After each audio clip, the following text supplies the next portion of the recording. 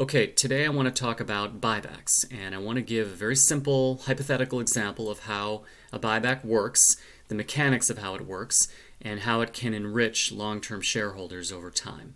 So let's take a hypothetical company of 100 shares outstanding, and let's say it trades at $1 a share, so the total value is $100.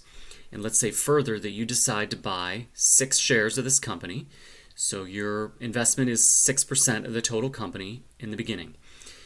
And let's say this company has very good cash flow characteristics, and over time they're able to buy back 2 shares per year.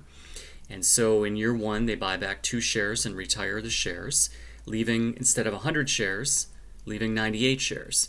And so your 6 shares that you own, you haven't done anything, now represent slightly more than 6% ownership of the total enterprise because of the retirement of these 2 shares.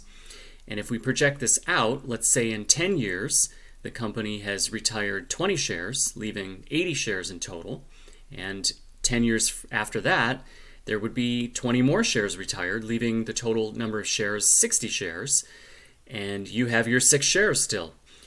What's interesting is over these 20 years, your percent ownership of the company has gone from 6% of 100 shares to now 10% of the 60 shares that are remaining.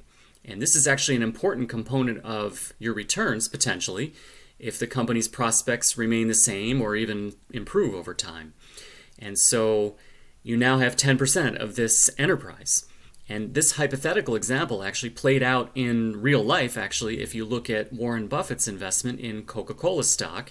He made a 6% investment in Coke in 1988, and Coke is one of these very good businesses with lots of cash flow, plenty of cash to grow the business, to pay for capital expenditures, to pay dividends, but cash flow left over to buy back stock slowly and surely over time.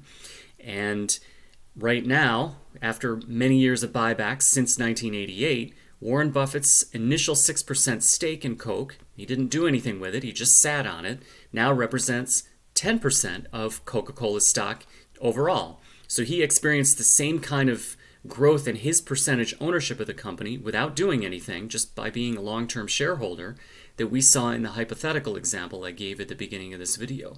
So if it works for Buffett, it can work for you if you can find a stock that has cash flow characteristics that justify constant and consistent buying back of a small amount of shares each year as part of their capital allocation strategy. So this is just one element of buybacks. There's many, many other aspects to talk about, and we'll get to that in some future videos. But for now, let's leave it at that, and I hope this is helpful. Thanks for watching.